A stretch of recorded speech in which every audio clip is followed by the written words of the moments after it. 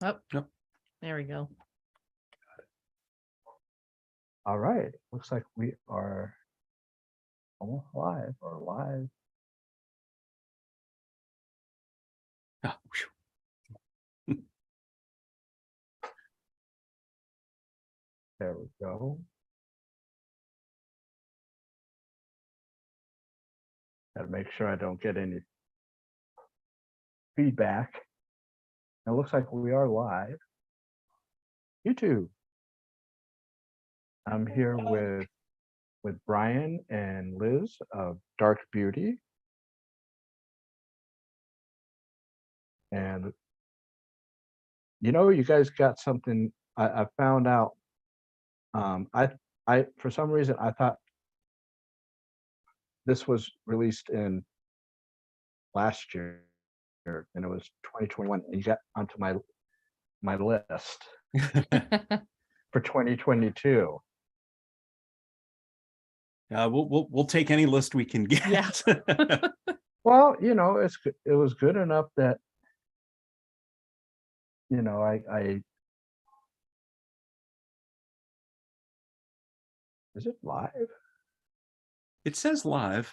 It says live, but your voice is a little bit behind your video. So Right, yeah, I know. I think it's catching is up. there a chat here that we can get onto? It's right on YouTube is the chat. I have no idea how to do this. See if you And can- well, I'm gonna take it that it is live because it's not showing on my tablet that it's live. So there we go.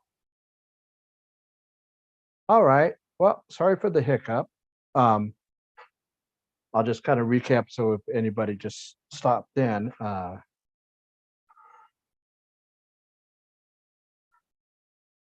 with Liz and Bryan of Dark Beauty. This is their latest release, 2021. I thought it was a 2022, so it got onto my favorite albums of 2022. Oh, that's just fine. So it was a little Here's mistake on my part, but then you got in there. So I noticed with this one, it's a little shorter than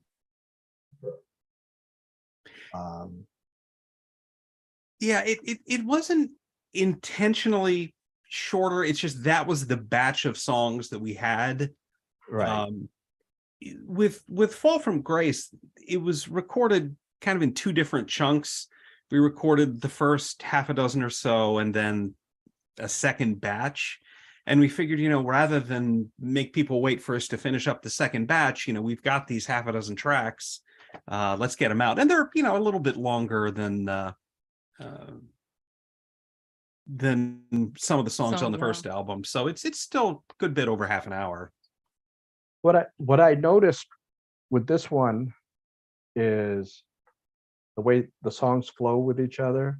So I guess if anybody that's out there that's looking for an epic, you got a 30 some odd minute epic right there. I mean, it's because the way you guys recorded it just goes seamlessly into the next song. So it's almost, you can say that it's a long piece. Yeah, I think they blend a little bit better than the tracks on the first album do. With Fall from Grace, we were recorded in a couple of different ways. Some of the tracks on that album were recorded before it was a full band. And I think you can kind of feel some of the differences in production on those tracks. And originally, it wasn't even going to be a full story concept album. It was when we got maybe a third of the way through that we realized there was a narrative. So the second album was recorded kind of with that narrative in mind and with that flow. Yeah, I feel like the second album is definitely, it has a more cohesiveness to the entire album and the second part of the story. And one of the things that's my favorite is that I feel like it's a heavier album. So the music is heavier, it's a little bit more intense, but it's very reflective of what's happening with the Dark Angel in the second part of the story. Right. Now, is this going to be how many in a series? Well, I had originally, I'm pretty much still in the same place with the way I thought of it from the beginning, is to have it as a 3-part album. So kind of like a Lord of the Rings trilogy. Yeah, it's what I hear on the music wise is several different styles going on with the obvious emphasis on Liz's voice, and your voice is kind of in the realms of the goth metal sound, but then where that stops, the rest of the band brings in the more progressive element, because where goth metal seems to be heavy on the metal, you guys have more variety to the music. It's like, I mean, you do hear some good chunky guitars, but you hear them in a way that it's not like those, like a metal band. I mean, I guess because you guys are coming from a more progressive angle, if you will. Yeah, I mean, I think the dynamics are really important to what we do. It's one of the things we use to kind of convey the emotion of what's going on. So even though I agree, the second album is heavier, but I think the contrast is even wider between different sections of different songs, where there's almost some ambient stuff going on at times, as opposed to the really heavy sections in Demon and Rabbit Hole, in particular.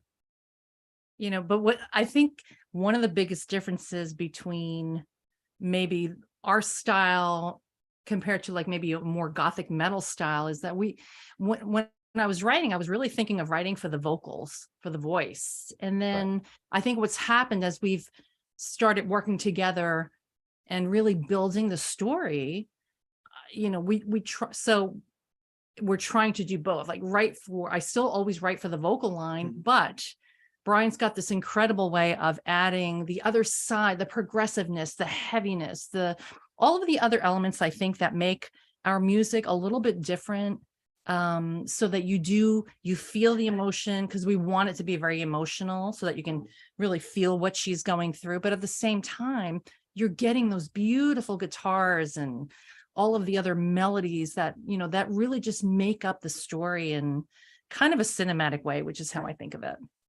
Yeah, that's how I felt, like basically an audio movie.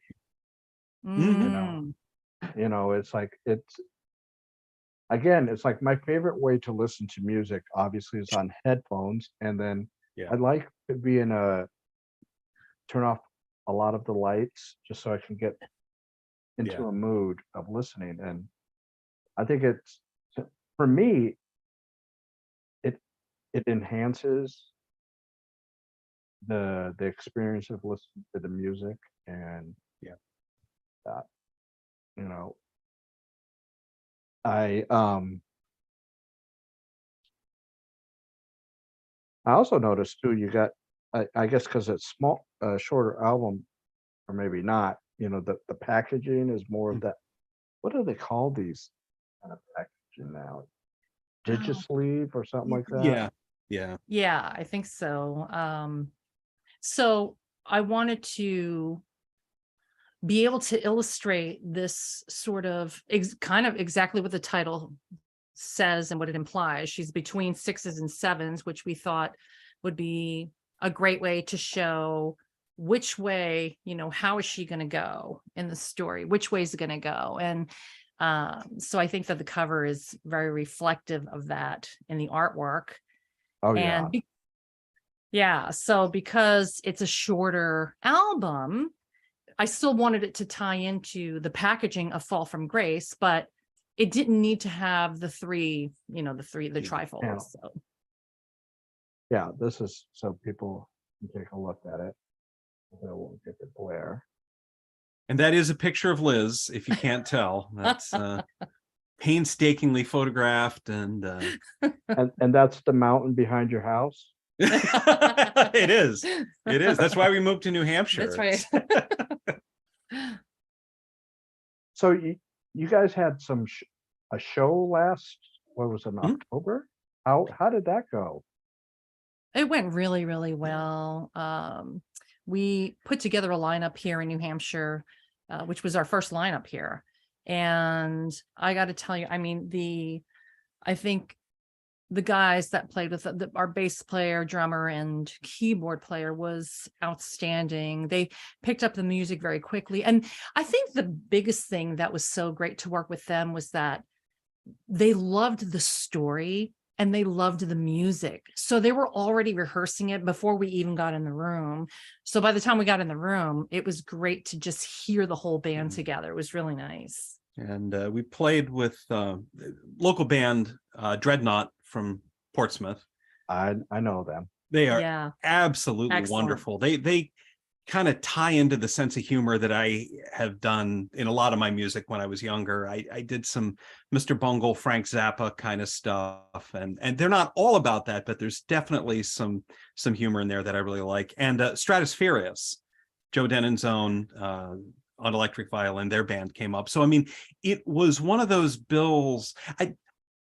When we're in charge of putting together a bill, which isn't all that often, but I try to make it bands that are different enough to be interesting. Like I wouldn't want another 2 Gothic bands with female vocalists just because it would be kind of samey for 4 hours of that same thing. But I think we mix really well with Stratusferius, and I think we mix really well with Dreadnought too. It was a great night all around.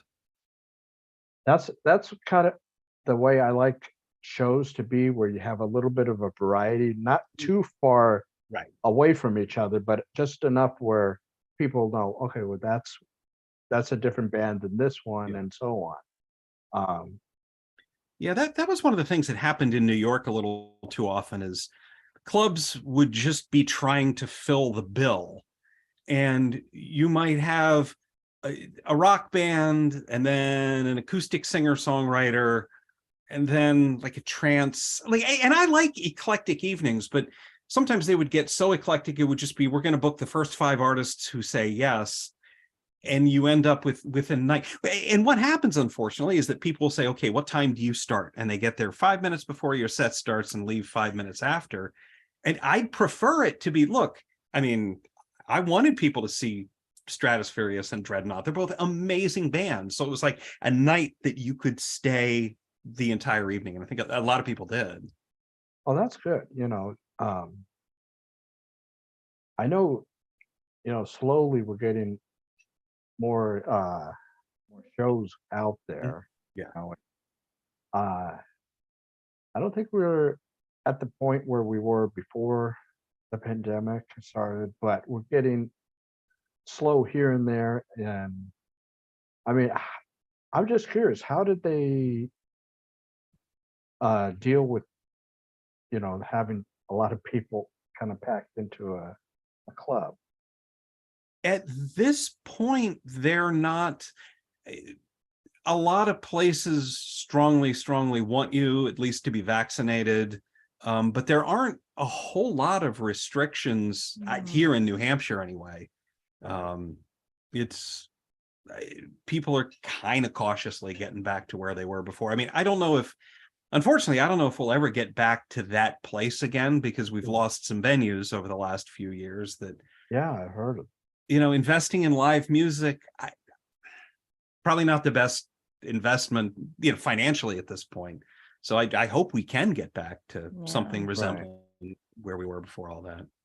Yeah, I've mentioned to several bands, me personally, I wish I had the financial means, because there's a few places up this way that might fit the bill for a lot of the, the progressive rock bands. I'm not 100% sure, because I don't know how it is down in New Hampshire, but I noticed that primarily music is either country or hip hop. Yeah.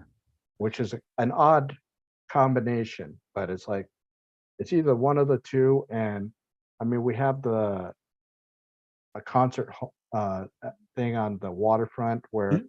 a lot of like legacy bands come to Right. play, and a lot of the country stars and hip hop and those extreme metal bands come. Right. But there's nothing like in the middle. I mean, Mm. it's like either at one end of the spectrum or the other end. Yeah. And I don't I mean, I always think about it. I mean, it would be nice for me if something come up here, but how many people are actually going to show up? Yeah. There are some progressive rock bands in the region, and we do get touring artists. Rick Wakeman was here not too long ago, not here in Portsmouth, but he was in Derry. And Project was same place, which is less than an hour from here. It is funny. That's one thing that's kind of different from being in the New York area, is you learn to travel a little bit more to see whatever shows you want to see. But I don't know if there would be a prog rock scene here. I mean, the acts do draw, and of course we've got Dreadnought. Mavara is also from Portsmouth, so I mean there is progressive rock around here, but I don't know how much of a scene there is. Maybe that's what we need to create. Yeah. Well, also too, I think we can also be, the scene could be drawing from Canada Oh, sure, Mhm. yeah, instead of them going down to New York or Boston or yeah. Chicago, places like that. Something a little closer. Mhm. I Yeah. mean, I think in Maine, I think the place would be Portland. That Yeah, would yeah, Yes. Hmm. because that's a bigger city, and I think it would be easier to get things happening there. As you go further north, it's less and less of a population center. right, right. Um, but it'd be nice. I mean, I honestly would like to go back to watching music live. Oh, Yeah, yeah. I mean, my only issue is, I don't have enough financial resources to do major traveling, and then of course my medical thing. I yeah. got to kind of got to stick to around home. You know, I mean, Portland would be perfect if it's on a Saturday night. Right, right. Otherwise, it wouldn't work for me. And how far are you from Portland? I want to say 2.5 hours. So it's Mm. still It's a journey. doable, but Yeah, Yeah, yeah. It's a bit of a. I've never driven it before, so I'm kind of curious one day to maybe yeah. take a nice drive and see how get a feel for the road. we'll just But, wait till we're playing oh, of course, yeah. and then take the drive back. Yeah, make the drive count. That's right. Mm. So, the third part and beyond. What Mhm. did we? The third Is it part, it's like Bed well? Bath and Beyond. Right? Yeah. Well, the part three, and then what? In the future, if you're going to do other stories or So, um, yeah. So right now started writing a third album, and I'm really excited about this first launch of this first piece that we have that Bryan and I've been working on. I'm already in love with it, and what's kind of cool is that there are another 4 songs behind this already that we have to start putting music to. But so the uh once we need to finish the third album, we need to resolve the story of the Dark Angel. And then what I'm excited about is that once we do that, I think we can start to put it together as a full package and pitch it for a full show with more in the style of that cinematic style that I'm trying to do. So it'll be really great to finish the story and then move on to the next step of the theatrical production that I want to do, and right. kind of like so that I can put the whole thing together. Well, I remember when we talked before that you're thinking of doing like a big stage show when, for all three parts. And um, I think you probably need a theater for that. Yeah, I mean, I think we're going to do a little bit of research and see how. What I want to be able to do is I want to be able to travel with it, but I don't want to limit myself to a theater. I want to Yeah. see if there's a way that we can do it, kind of like put this theatrical bag together, if you will, and then sort of travel with that and put some effects up so that other people can see. Because I really think it would be really cool to do this as a house concert as well. Oh And what's yeah. great about that too is that people will invite their friends, people that they know. So it's kind of like you're already getting an audience, and we can Yeah. sort of showcase the story and do it in a smaller scale so that when I don't have to worry so much about, hitting it big right off the top. Yeah, Right. we're in the very, very early stages of working on the digital projections we're thinking about and things like that. But what we're aiming for is something that can scale. And this is when Third Degree toured a few years ago. For that last tour, we had digital projections set up, so that in the couple theaters we played, they were on the big screen. But at the same time, when we played smaller clubs, the same thing could be run through a TV, which isn't the same experience, obviously, but you can have the same visuals just in a slightly different context. And that's what we're shooting for, something that, when we do book the big rooms, great, we can project it and everything will be fantastic, but those same visuals can scale down to smaller rooms or coffee houses or anything to still give an enhanced experience. The other alternative too is if you do it in a theater, Mhm. you know, live stream it Mhm. Oh, or record it for a release, I mean, Yeah. because I think with the live streaming, I mean, I kind of sound like a broken record because I mentioned it to everybody, Yeah. is you're going to get people, fans of yours that from Right. further out that maybe can't travel to a, whatever city you're going to be playing in. And, um, it's just a great way to get more. I mean, Yeah. the downside is you don't get to see the reaction to the Yeah. music. All you're going to see is like, either a lot of thumbs up or something, yeah. Yeah. We did some during the pandemic, we did some live streamed performances. And what we started doing towards the end of kind of that, and we didn't do a whole lot of them because, like you said, the awkwardness of doing a performance and then hearing nothing, it's kind of weird to overcome. Right. But what we did a couple of times was perform to a small audience in the room. We had Liz's family would just sit in there. It'd be maybe just 2 or 3 people, but you had a couple of things. You have someone to perform to rather than just performing to a camera. And also you've got something of that live response. I mean, just to see one person smiling, tapping their feet kind of gives some energy that I think is really helpful. Oh yeah. And also validation that, Mhm. hey, they're responding to your music. Right. That's the one thing that I with your music, I feel a lot of good energy, even though you call yourself Dark Beauty, it's like I still a lot of good energy, happening about. And I guess anybody that gets to see you live will probably feel that energy.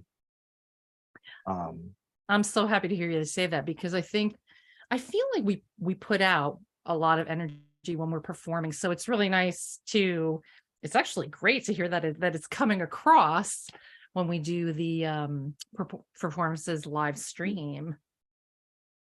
oh yeah, like you said, if you do have a small audience, just Mhm.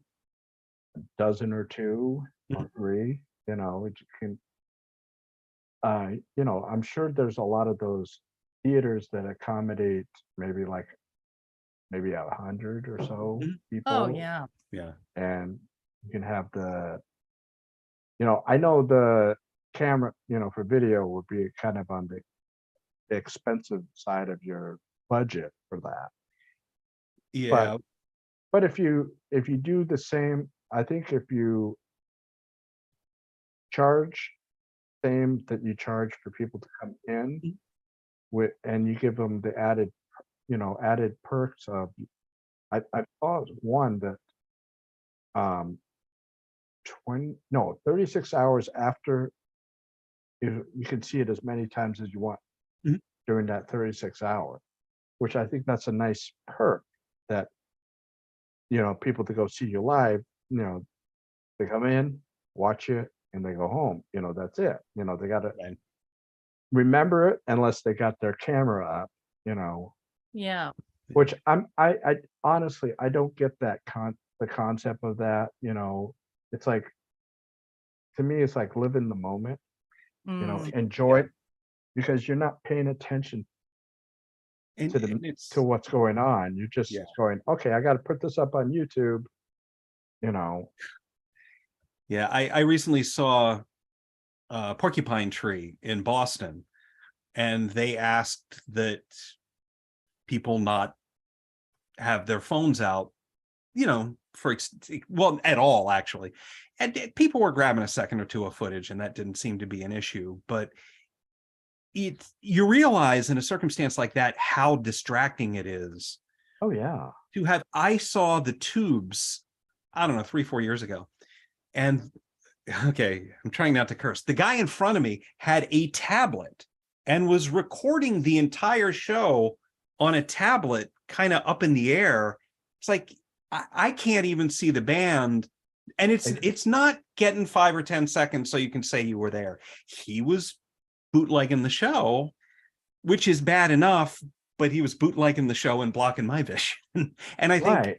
it's, are you ever going to want, a lot of the bands you want to see have professionally produced live videos.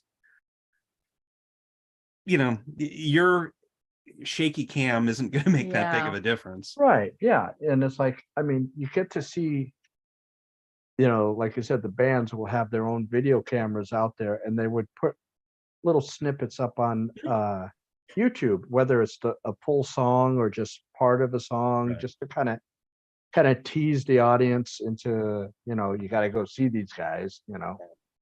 Um, And I forget the band who, there was someone I saw fairly recently that said, okay, I think it was the second song, get out your phones. It was one of the hits. And they said, okay, record us doing this song, do whatever you want, then please put them away. So that everyone had a chance to get their footage. And then after that, everyone could just enjoy the show distraction free. And it wasn't perfect, but I think it made a difference. Do you remember who that was? Mm-mm. It was a good idea anyway. yeah, I mean, because it's like, you know, the generation before what's going on now didn't have the cell phones to Right. do it. I mean, Right. they did still bootleg the stuff Mhm. because they had their little microphones in their jackets and whatnot, but it wasn't distracting to the people behind Right. Right. you. It's distracting, for the band and also the audience, and then also for you as the person that's recording. Yeah. You're not living in that moment. You're not Right. enjoying and feeling the energy. You're more concentrating on how much footage you can get, Yeah. which it just takes away the pleasure of going to a Mhm. concert. Yeah. I mean, in my opinion, I know there's a lot of people, I mean, out there that's just what they do, and you can't really tell them that's not the right way, Right. because Right. Right. that's all they know. Yeah. Yeah. But it's like you said, they're not in the moment. They're sort of trying to capture the moment, Yeah. but the moment is being in the moment. So Yeah. it's Yeah, I mean, just the idea of just looking up there and watching your favorite band play live, Yeah. it's like, you know, I mean, I had some various experiences. The first metal show I went to was Iron Maiden in 1987. Mhm. And I was just like floored with this production. And Yeah. I mean, and I can't imagine nowadays when they tour, people are, filming it and they're not getting that same reaction that I got Yeah. from them Right. in '87. It's like, um, I mean, I don't know if they do it at a lot in the progressive rock festivals. I mean, they may have. I think for something like that, they should have like permission ahead of time, and not Yeah. everybody. Maybe certain people that actually don't have, like you said, that shaky cam. If you're a good video photographer, you know, will allow you. As long as you give the the credit to us, Mhm. or give us the original, and for us to put it up. You Yeah. know, Back it's back in back in the 90s, I did some concert reviews for the Pittsburgh City Paper, and we would get passes to sit down front and videotape. And at the time, it was the craziest thing in the world. Like, I'm actually allowed to record Kevin Cronin. Like, no one's allowed to do that. But it was special at that point in right. time. But I think we're about the same age, and I think one way we're fortunate, because my first shows were in the mid 80s too. Yeah. And I think the way we're fortunate is that we grew up without that technology. Exactly. So I just sat there and went, there is Richie Blackmore right there, and you just drink it in. Right. Then we've learned to use these tools, and they're phenomenal, but they can distract from an experience that can be so pure of being in that moment. I saw something online. There was a study that there was with two people, one that was filming and one that was just watching. Mhm. And the one that was watching can, without using that film Mhm. to recollect what they saw. The one that didn't have the camera had a perfect image of what happened. The Oh, set wow. list, Uh-huh. knew the set list, uh, knew if someone was out of tune, knew if Oh, right. if the singer was flawed. But you ask that That same wasn't us. question, you ask the same question to that person who was filming. They say, "I'll have to look on my film." Mm. They're relying on what they filmed instead Right. of getting the actual experience. Which, I mean, I have to plug this in to make sure we don't run out of juice here. Sorry for the distraction. There we go. Okay, I'm back. so any touring for 2023? I sure hope so. Um, I think we have to sort of regroup the band and Right. figure out, figure out where we want to go. And the other thing is, I mean, as much as I would love to go everywhere and perform, but I think it goes back to what you were talking about before with, if we book a show, are you going to come out and support the show? And that's one of the things that it's a concern, because to put a tour together and to get on the road and bring musicians and, kind of get the whole tour bus on its way, we have to make sure that we have an audience to support Yeah. Right. what we want to do. So, it's a little nerve wracking, because I think you're right. There's a lot of people it's very difficult to get people to come out. Yeah. I don't care how good you are, because there are great Yeah. bands and they can't even get people to come out. So I'm not sure. I'm not sure. And it was the same thing before COVID. Yeah. Frankly, COVID certainly hasn't helped. But yeah, I mean, absolutely, we're going to be doing some local and regional shows this year. We're going to be doing something in the Boston area, I'm almost certain. Something else here in the Portsmouth area, I'm sure. Probably something in New Jersey or Pennsylvania later this summer. I mean, there are going to be some scattered shows. Whether Right. we'll be able to put together something more extended, that depends a lot on. I think there has to be a real need, a real what do I want, like a real draw for Mhm. that, right? Because is again, I would love to go anywhere. Oh, yeah. I will perform for one person. I'm Yeah. happy to perform for 10 people. I'm happy to Mhm. perform for anyone that is willing to listen, because I love what I do. I love the music. I love performing. But to bring an entire band is a whole different story. And I sure hope that there's a big call for Dark Beauty, get on tour.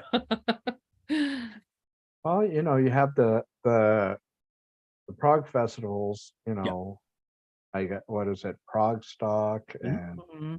Rossfest and Mhm. Prague Day, you Yep. know, and the what a lot of people call the Petri dish cruise.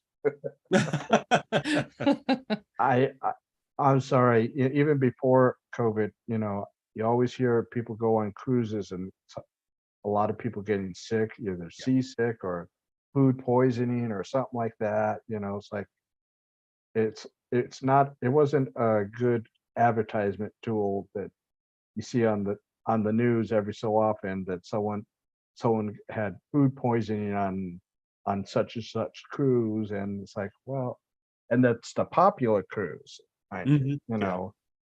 Um, but you know, at least you got the you know, those three right there, you know, Prague, you know, and who knows if there are other festivals that are might sprout out, you know. Yeah. It's I tell you, we know, well, actually we know people with both of the festivals, with Rosfest and Progstock, and the amount of work that goes into putting on one of those, as you'd expect, is absolutely astounding. Liz used to produce some showcase shows in the New York area, and even putting together one evening of entertainment, and it was kind of a variety show kind of thing, just putting together one evening of entertainment with food and it took Yeah. months of work just to put It's a lot together of one work. evening. So you got to be so respectful of you know, Tom and Nick and all the people who work these festivals, because Right. it's an absolutely insane amount of work if everything goes right. And then you're Yeah. dealing with musicians. Right. um you know, which is another whole level of complication. But it is so neat, because when you're there, you get to network and see your favorite bands, Sure. and it really is a lot of fun. And there's such a sense of camaraderie, you know, amongst the musicians, and it's just a really, really cool space to be in when, you know, you walk in and people recognize you, you recognize them, and you don't even realize that they've listened to your music, and you're like, Right. Right. it's really cool. Yeah. The few I've only been to two festivals out here in the East Coast. Uh, the first one was in 2009 in Pittsburgh. They had a festival there, and then 2012 Ross Fest. Mhm. But I've been to quite a few of them on the West Coast, and it's a little, it's like there is a difference. I mean, with the exception of the one that they had in Mexico, in Mexicali. I Mhm. mean, that one was like, it was like a party. Right. Mm. I mean, because even the people from Mexicali showed up at the, you know, they had the bands playing live in the in a field next to the hotel, Mhm. and they had taco trucks and all sorts of food being cooked there, you Mhm. know, and it's like, it was just like it's almost like the city welcome. That's neat. And I don't think there's Yeah. any other city that welcomes a festival of any kind of genre. Yeah. Mm. And but so far that all I know is the East Coast has those three plus the cruise. Mhm. That's, there's really nothing out west anymore. That's You one know, of the things that it's interesting, because you're talking about, you know, the food and everything and how welcoming, but I feel Prague stock is very much kind of on that level in the sense of there's always great food around the Prague. I mean, Tom Palmieri and Anne Rinaldi do an incredible job in putting that together. And I feel like all these different foods in that area. So, I mean, there's a lot, the restaurants do really well when the festival's going on. And it's given me a chance to try Peruvian, right. Peruvian food. And so that's pretty cool. Oh yeah, it's like I think that's you were saying camaraderie with the musicians, but from the audience standpoint, it's a community. Yeah. Because at all these festivals, the musicians aren't just up there on high. Right. They come Right. down to your level and they mingle with the audience. Yeah. In between sets, and it's kind of like that. It's like an unofficial meet and greet type of thing. Yeah. Mm-hmm. And I mean, and you get to get feedback from your audience members as hey, we really like this song and the way you performed it, so then you can, like I said earlier, you get that validation. Yeah. And because so many musicians have come together in one place, you get combinations that you might never see. I forget, it was last year or the year before, Alex Skolnick, Joe Denonzone, and Rachel Flowers, it wasn't impromptu. They'd worked up a song, but it kind of looked impromptu, and it's got that feel where you've got combinations. I mean, it seemed like Michael Sadler from Saga walked on stage with half the bands that played the whole weekend. It's wonderful to see those combinations of musicians that might not happen out in the wild, but you've got all the significant number of musicians and a significant number of bands that will stay for the weekend. It's really cool. Oh yeah, because if it was like big name acts, they won't mingle with the other bands, because that's not in their contract, Right. I think that's the most fun part about the festivals is that you can meet the bands that you really do enjoy listening to, and you're right there in the space with them. And like you said, they're not like that, you can't reach them. You can, when they're done, you can do a meet and greet and walk right up to them and let them know how great they were, or just to say hello. Yeah. It's really nice. Well, I remember a few years ago, I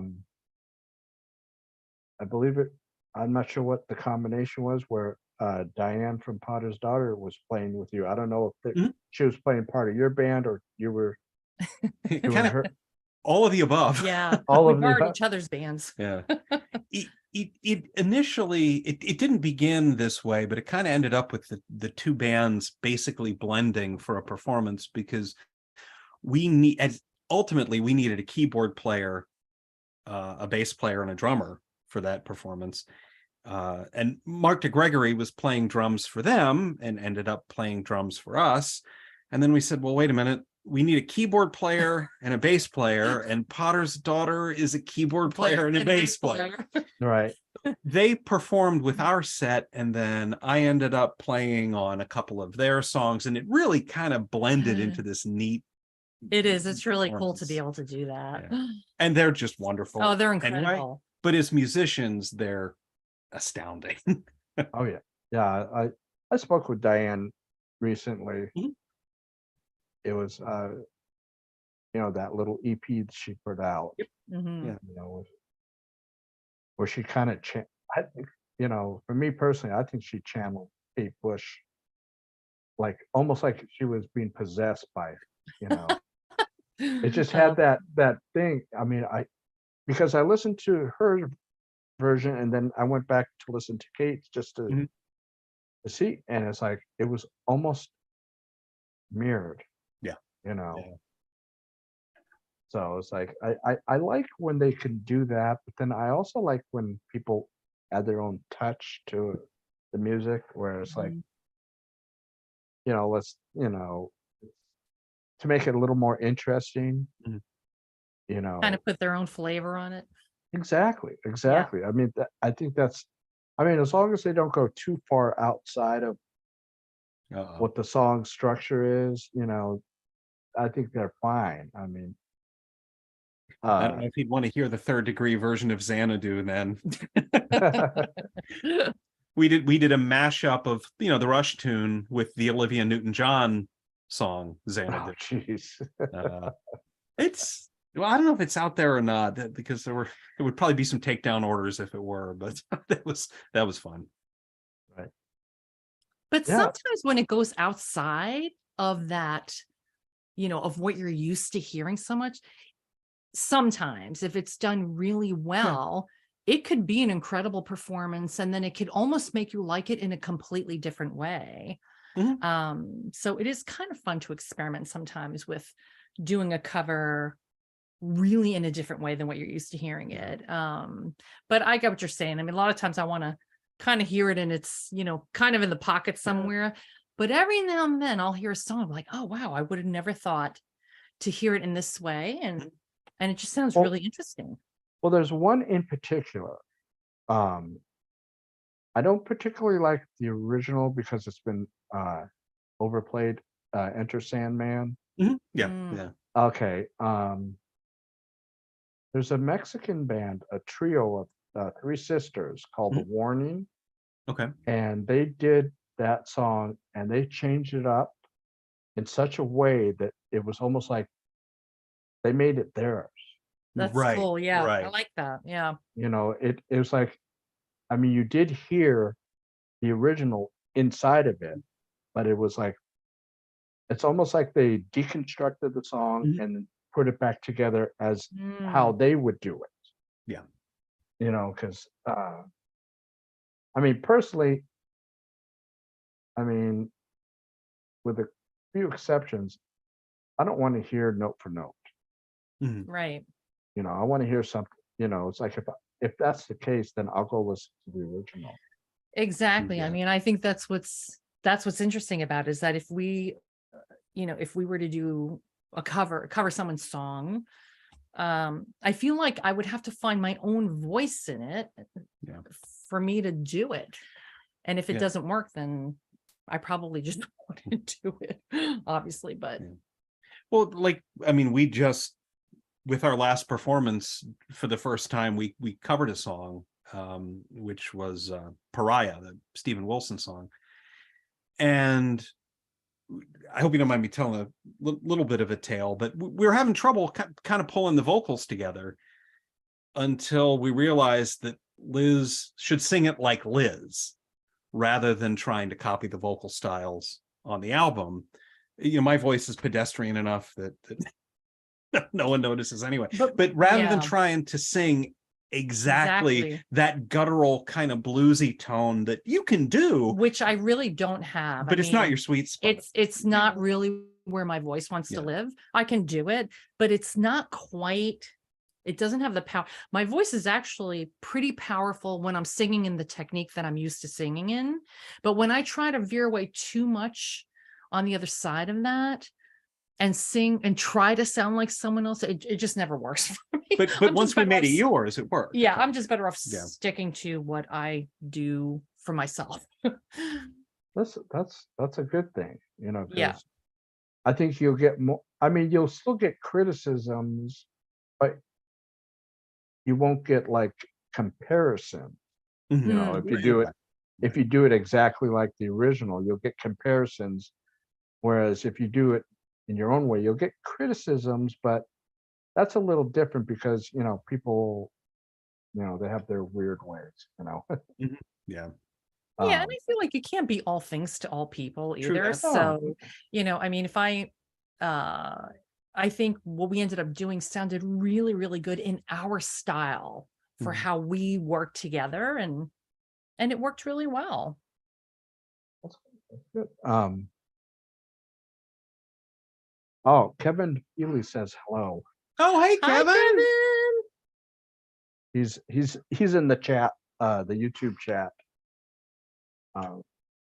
saying hey to me. It's so nice to see you, Kevin. We send a hello. Happy New Year. Although we don't see you. I know we don't, but I'm waving too. Yeah, yeah, I look forward to it. You know, I'm I'm sensing a feeling that the third part is going to be like bigger sounding than the first two.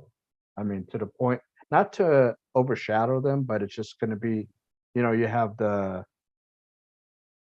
beginning, the middle, and then the end. And usually sometimes the end has to be a little more grander than the other two, because you got to basically, it's like the final note is going to be like, you know, it's like, this is it.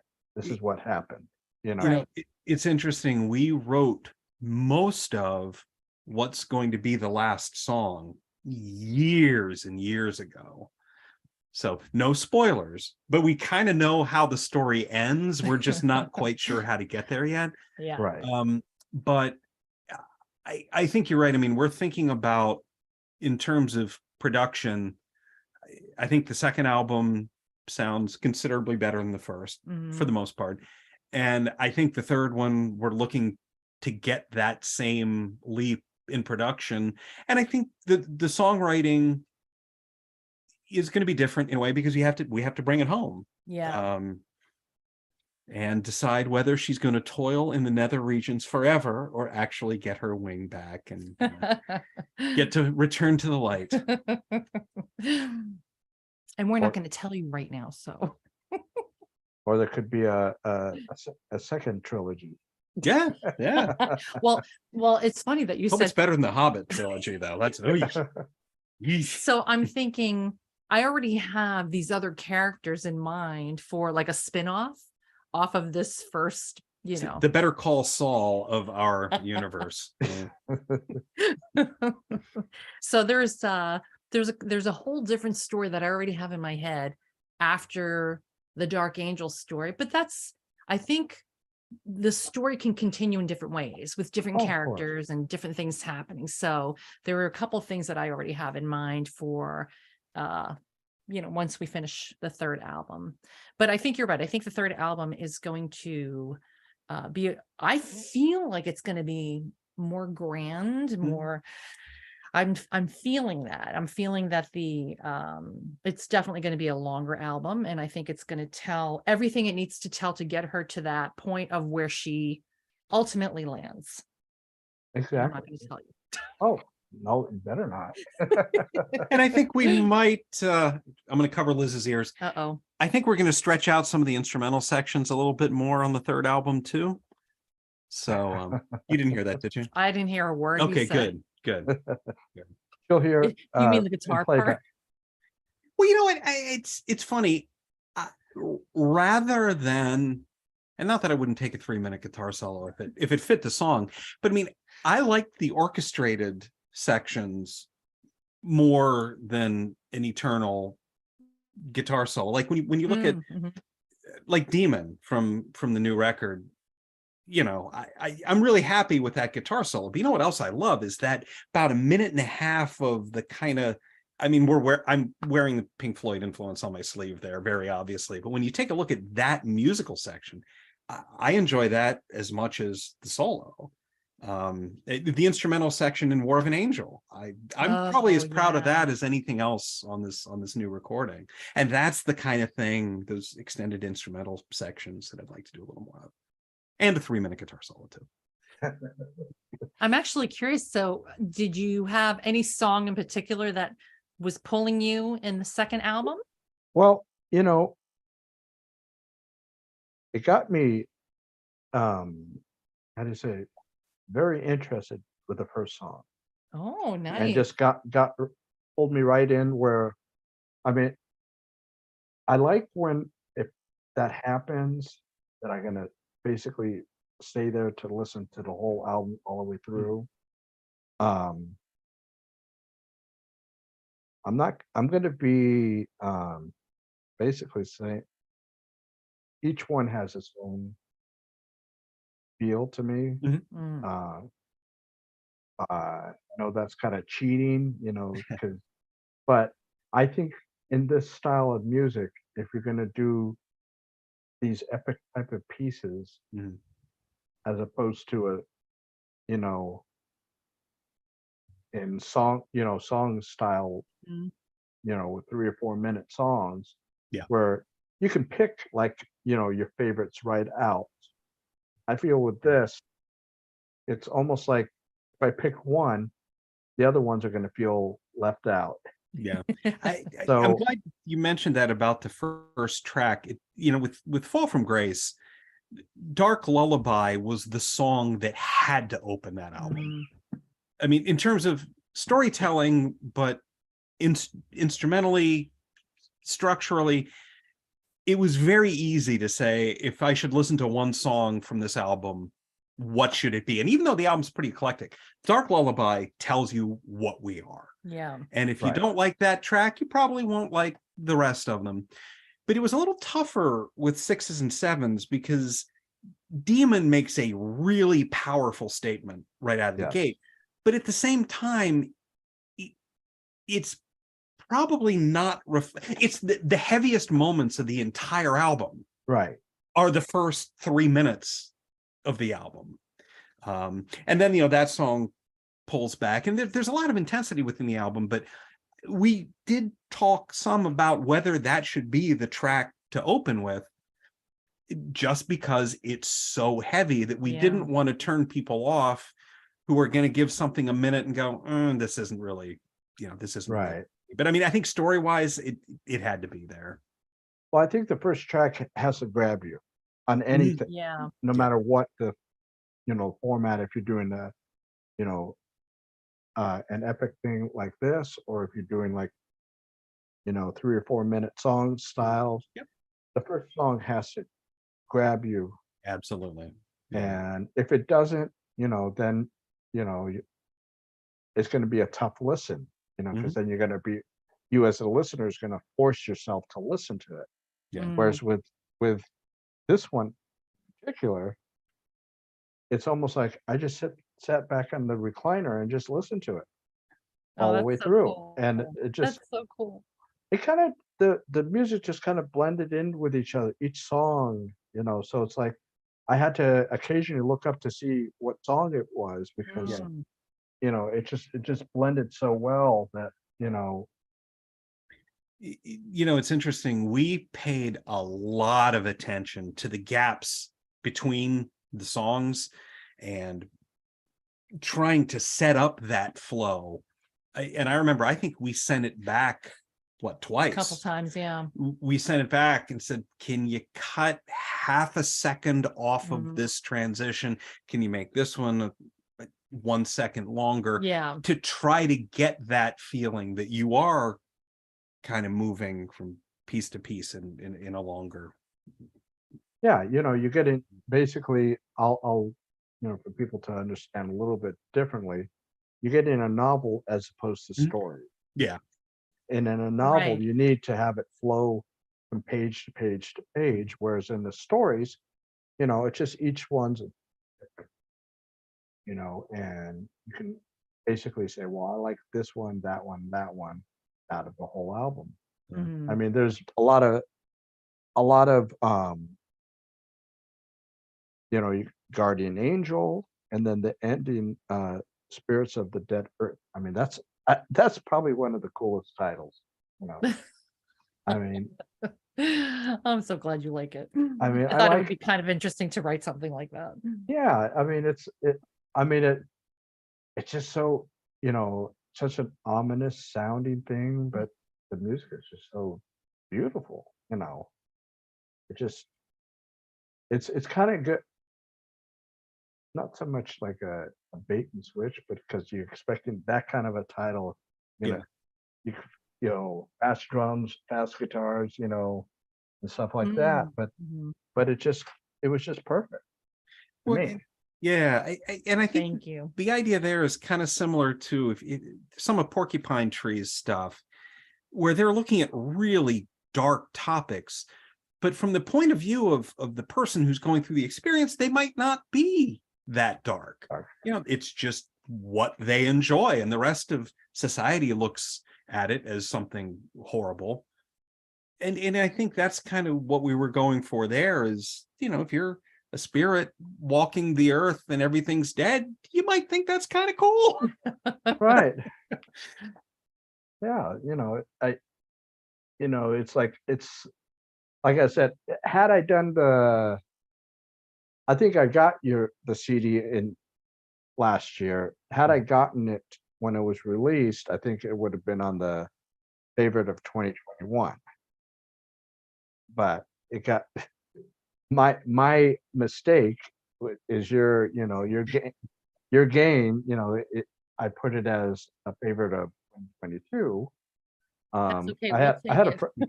I had a friend of mine that kind of mentioned to me in a PM about that. Okay, oops, I made a mistake, but let's see if anyone else notices. You know what? Probably, I'm so happy that it made the list. Whether it's 2021, 2022, it's all good. And we certainly thank you for that. oh, you're welcome. Just keep up the good work with the music. I We shall I try. really I really appreciate it. And I'm glad that I stumbled upon you guys. We are It's, too. Yeah. it's like there's such a I mean, with the networking of that you can have on these different social media platforms, you you don't think it, but you do reach people that you normally wouldn't have reached Oh, before. absolutely. Yeah. I mean, someone that may not be into progressive rock, but be into the heavier elements of Mhm. dark beauty, they might Mhm. get into it, and then all of a sudden, oh, this is what's going on. What else is out there? You know, Yeah. I so love it's what you're saying because one of the things that I have found when talking to people and trying to, instead of just presenting the music, as soon as I start talking about it, that it's a story and it's a cinematic story and it's a project that is going to unfold before, the audience and really take them in and take them on a journey, people all of a sudden get really interested in what the project is about. And we end up having just a lot more dialogue about it. And then ultimately it lands on them wanting to come and see us perform because they're curious. They have a lot of curiosity about it. So it is kind of cool that we're not just a band just kind of singing songs. We're telling an entire epic story. So I think that sort of puts it on a different level for a lot of people that normally might not have come to see us. But now they're like, oh wait, this is a story. What's going on? And we had that happen in October when we were performing. We've had some people come out just because they wanted to hear what the story was about. And they weren't necessarily into this progressive rock or Right. gothic rock kind of, band. right. Yeah. It's just amazing, how people that you don't think that are be interested, they are.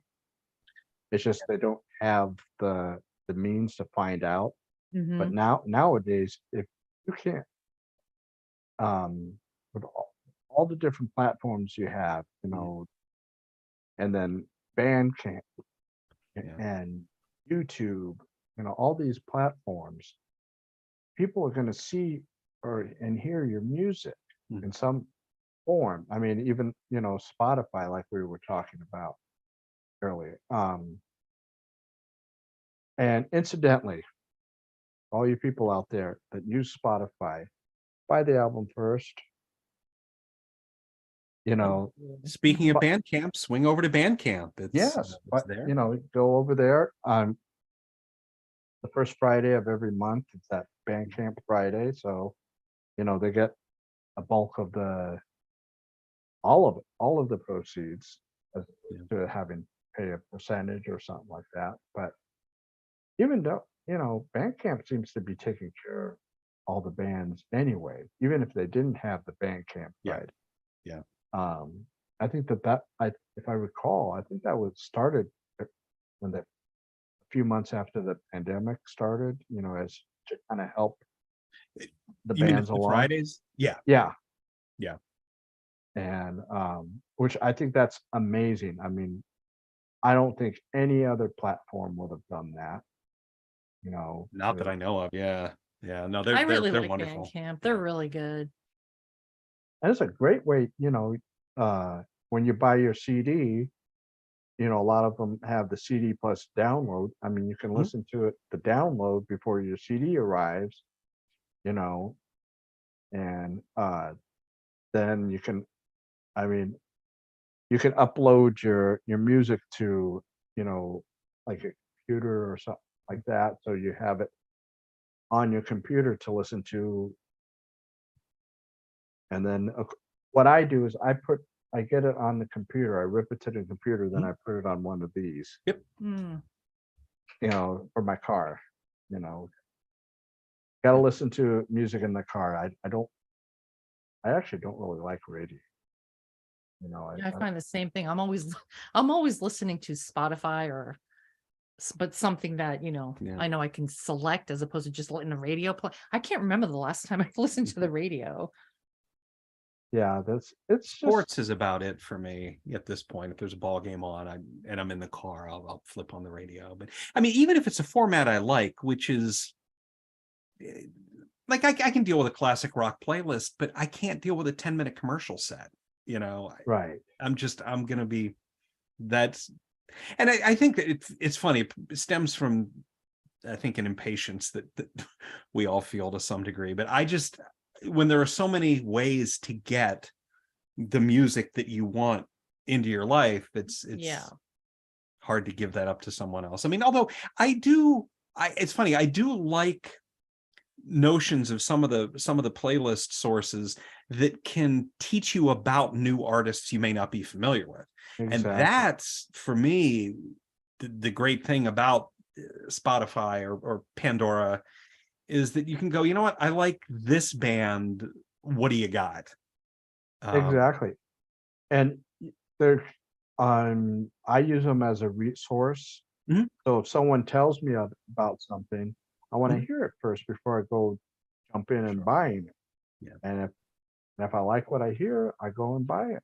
It's just simple as that. And then I use it afterwards as basically convenience, Mhm, because I don't. It works perfectly because I got the Spotify on my tablet. I got it on my Roku.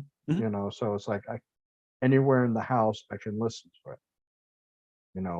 And I just tend to listen to the stuff that I own. Yeah. Yeah. Yeah. I it's just I mean I I know there's a lot of people that are anti Spotify Mm. and stuff like that, because of the low amount they give you back. But Yeah. but Yeah. I think if you've already bought the CD, Mhm. anytime you listen to the songs on Spotify, Right. that's just like extra money that they're getting besides you already purchased the CD. Yeah. Like I feel that it in that way that's a good thing. But if you're using Spotify as your library, no, no, don't.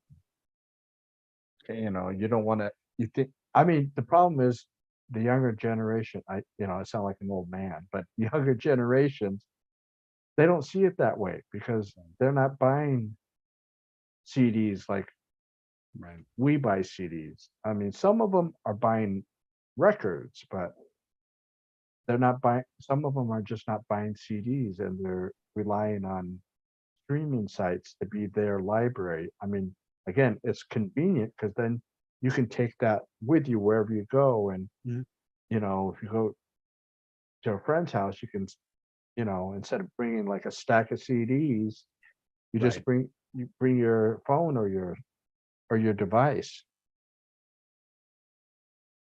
Yeah, I get that, Kevin. He says Spotify pays almost nothing, which is, yeah, I mean, I won't, if I didn't, if I didn't own this, I wouldn't listen to it on Spotify.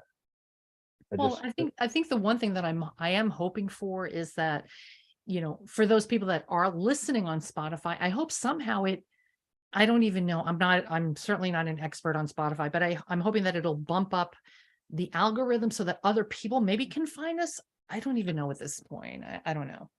I don't know if that's true or not, but Yeah, I think you need like a lot of a listens. lot of streams. Yeah. Yeah, and Yeah. which works fantastic for known bands, but for Right. Right. For But for smaller bands, smaller bands, it's not a good tool. that's why we No. need people such as yourself to be able to help us to get out there and talk with other people so that people can Yeah. find us. Oh yeah,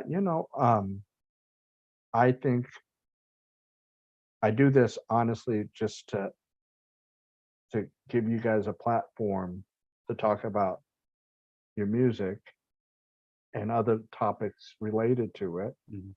so that people, if they are watching it live or if they watch it later on, they can see, oh well, I heard of that band Dark Beauty. Oh, he's interviewed them twice. Let me go check those out. Hopefully, I'm hoping that. Yeah. And it's like, especially, uh, you try to put. I mean, I seen different Google searches where when I just put my name in, Prognaut, all of a sudden almost the whole page fills up Mhm. with different things. So it's like, I mean, I think that's kind of cool. I don't know how many people are looking at it, you know, but eventually I think a lot of people go by it. I mean, years ago I used to do CD reviews, Mhm. and the person that did my hosting the page, who still does, um, he was telling me, he says, I really like how you brought me into the 21st century with, because they had a band that only did something in the late 60s, early 70s, and then they just stopped because it just wasn't making them enough money to continue. So they went on their live, and he says, I didn't know progressive rock had anything after the, Oh, the wow. 80s. Oh, And I told him, I to the best of my knowledge, I gave him bands that he should check out, that if that have continued the genre. So it's like it's it's it's out there for people to Yeah. read and to listen to and to watch. You know, so many different shows out there, that deal with this subject. Progressive rock. We've got tons of people that reviews. All they do is review CDs. Then there's a few shows that they do it like a pre-recorded version of what I'm doing. Mhm. Yeah. And for me to be different, I do it live. So you'll get warts and all. And we got And plenty of words. I like that though, Yeah. because it's the unexpected sometimes that makes it interesting. You don't know like, what we're going to say live. I guess you could say it's someone that does a pre-recorded. I mean, if we're going to put it in musical terms, a pre-recorded is the CD, Right. and a live is out on the stage. The performance, yeah. And I So always like the live performance. Yes. it's a lot. I mean, I have a lot of fun doing this with bands such as yourself. I mean, I get to know you guys and hopefully get your names out there a little bit more than out of your circle of what. And I look forward to the third part of the trilogy. As do I'm sure that everyone else that has purchased the first two parts will And be. if they haven't, you need to go there right now and purchase it. But, Yeah. I think that you mentioned something that I think is really important. And there's kind of kind of a debate about this in the progressive rock world, but I've always believed that we shouldn't. I mean, the festivals are fantastic, but we shouldn't limit ourselves to just those opportunities. I remember, when was this? Maybe 4 years ago. John Anderson was on a solo tour for the Thousand Hands album. Right. And I forget how it happened, but Liz's mother ended up coming to the show. Oh, that's right. And I thought, God, it's not like we had a spare ticket or anything. I think she said, "What are you doing?" And we told her, she decided to come along. And she had a blast. Now, that wasn't a hardcore prog show. I mean, Right. if he did some Yes covers, kind of translated into his own. It was more of a pop show, but it had a prog flavor to it too. And she had an absolute blast. And some of the people who have, now, in all fairness, we're not King Crimson or Dream Theater, but a decent number of the people who have latched onto what we do aren't hardcore prog heads. So I think it's important to kind of try to expand out beyond the limits of just the half a dozen festivals and things like the New England Art Rock Society. It's New Ears. Those opportunities are wonderful, and you absolutely want to take advantage of that stuff, but not limit yourself to just those opportunities. Or you'll only have an opportunity to play once or twice a year, and that ain't enough. I think that, just to piggyback on what he's saying as well, is that I feel Dark Beauty's music has enough eclecticness. There's such a mix in the music. So it could be some prog, but it's also poppy. It's also world style. It's also dance. There's a little bit of mix in there that I think kind of reaches, the different ears of listening for the poppier stuff, or it's not just rock, although that's kind of the foundation, but I think there's enough mix that I think that's what they find interesting about it. Right. Yeah. That's Crossover is what I want to say. yeah, basically, it's a crossover, and which, I mean, nowadays you need to, because if you just did strictly a progressive rock sounding album, you're only going to be catering to a certain few. Right. Whereas if you do a crossover, you have the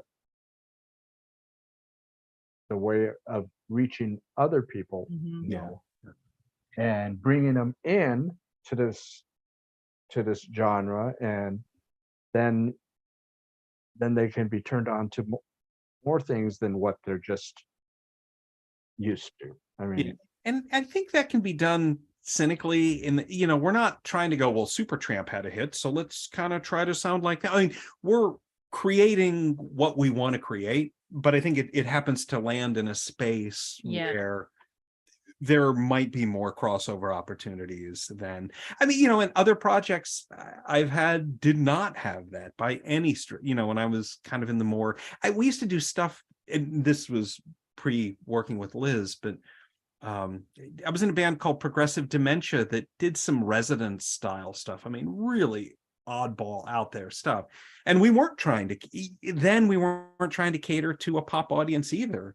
But I think here it just happens to fall in that place. I mean, Liz's ear for hooks and for melodies put us in a place where there are more opportunities. Which I really like, because I mean, it makes it more fun too to sing, I mean, I think the combination of, like, we have such different styles, and I think bringing that together, like, I have more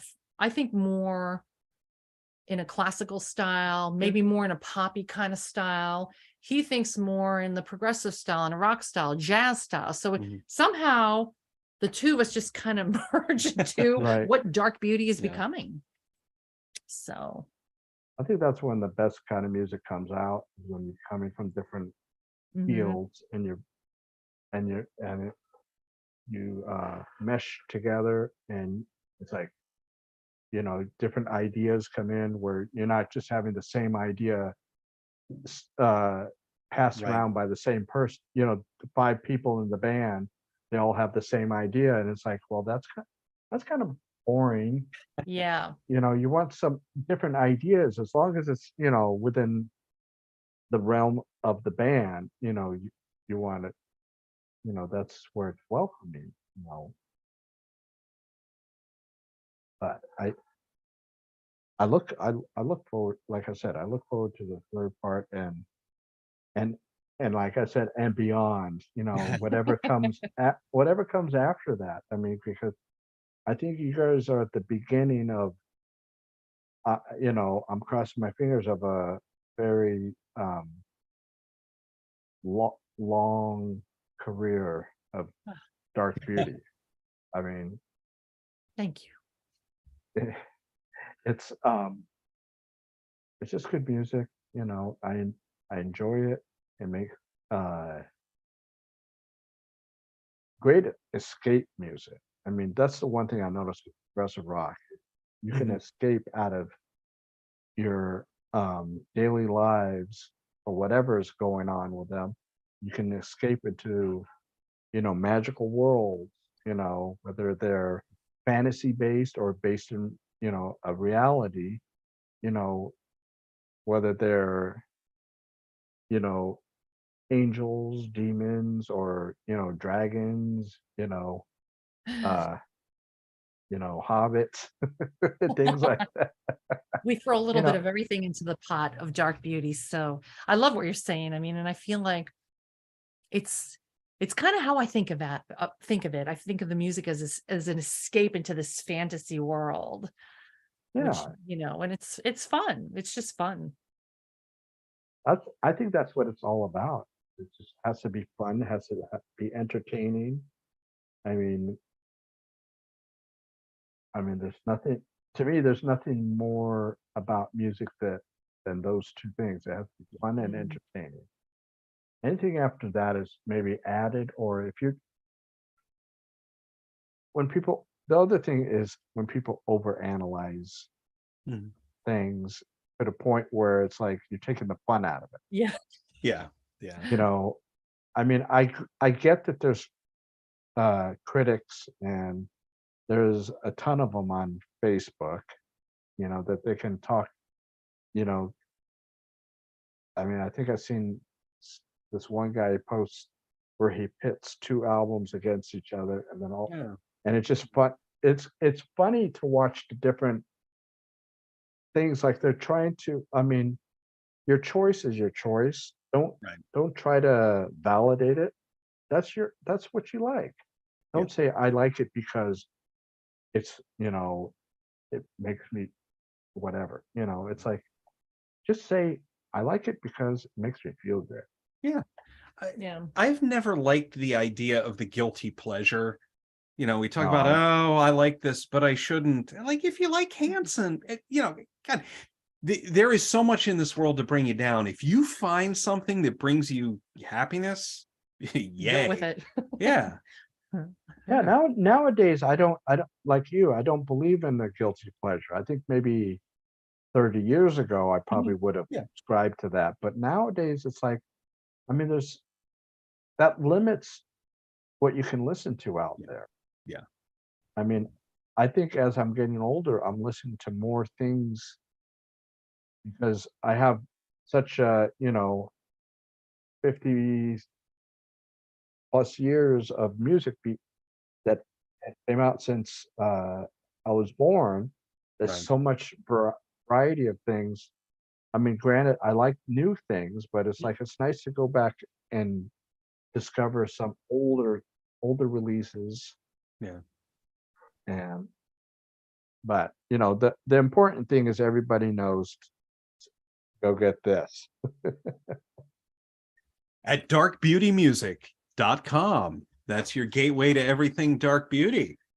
There you go. We're I, on Facebook, we're on Spotify, all And the those band places, camp. but in Bandcamp. I'll put all the links down below so Oh, people can great. be able to go down below. I like how he did the three. Everybody, yeah.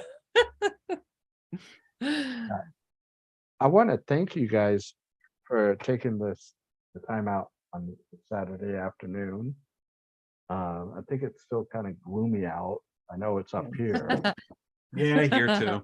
Yeah, so it's not a fun day to go out places. You want to stay home and warm inside, you know. So, but I want to thank you again for taking the time. You know, No, I thank really you for do having appreciate. us. I do Thank you, appreciate it. Ron. We And thank you. appreciate you so much. Thank you so much for giving us an opportunity to be Of here, talk course. to you, and Of hello course. again to Kevin and goodbye to Kevin. Thank you for And tuning in. yeah, thank you. And thank you everyone else that uh, if they dropped by while we were recording, and people afterwards, you know, when you watch it maybe late at night or tomorrow or sometime, or whenever you watch it, you know, I thank you for taking the time to out of your lives to watch something Yeah, like this. thank you very much. Thank you And so much. and I'll talk with you too soon. Yes, All indeed. right. Yes, indeed. You guys take care. I take care. Bye-bye. Stay warm. Yes. Stay Oh warm. yes, I will. All Mwah. right, thank you. Bye bye.